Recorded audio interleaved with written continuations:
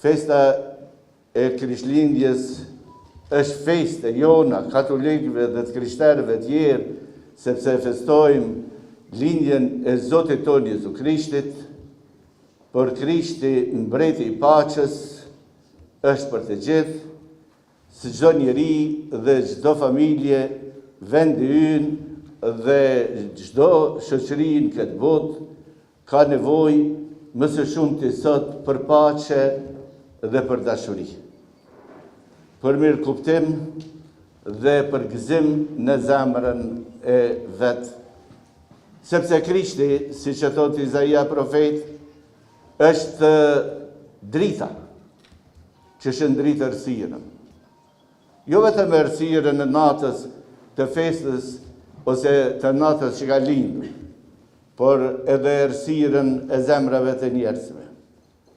Errësirën e të menuarit tonë, errësirën e ngjarjeve në të cilat jetojmë dhe errësira të ndryshme që kanë kaplue ose e kaplojnë në zemrën e njeriut, një shoqëri apo edhe një familje.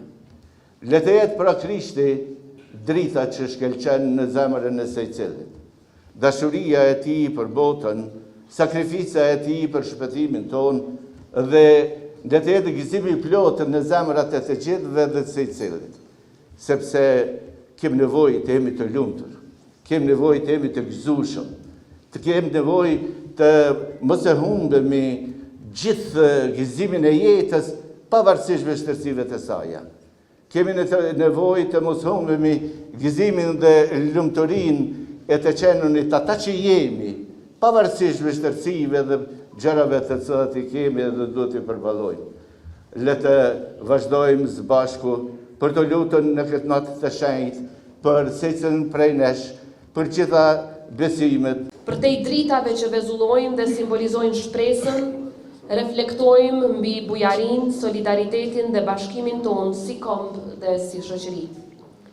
Krishtlindja është frymëzim që na kujton se edhe përballë sfidave duhet të triumfojë shpresa. Sipas shembullit të Shën Terezës, le të kujdesemi jo vetëm sonte, por gjatë gjithë vitit që vjen, për ata që presin ndihmën tonë dhe kanë nevojë për ngrohtësi njerëzore. Ne kam pasur nderin të pritem ditë më parë në audiencë private nga shenjtëria e tij Papa Leoni 14.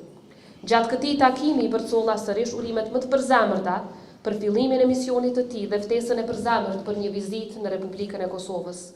Në këtë frymë biseduam edhe për rolin e Kosovës, tokës sonë dardane, si një vend që ka ndërtuar paqe dhe harmoninë ndërfetare mbi përvojën historike të qëndresës, sakrificës dhe mbijetesës së sonë. Kosova mbetet e përkushtuar për t'i forcuar marrëdhëniet me selinë e shenjtë dhe për të avancuar miqësinë tonë historike, duke udhëhequr nga vlerat që na bashkojnë: paqja, digniteti njerëzor, solidariteti dhe respekti ndërsjellë.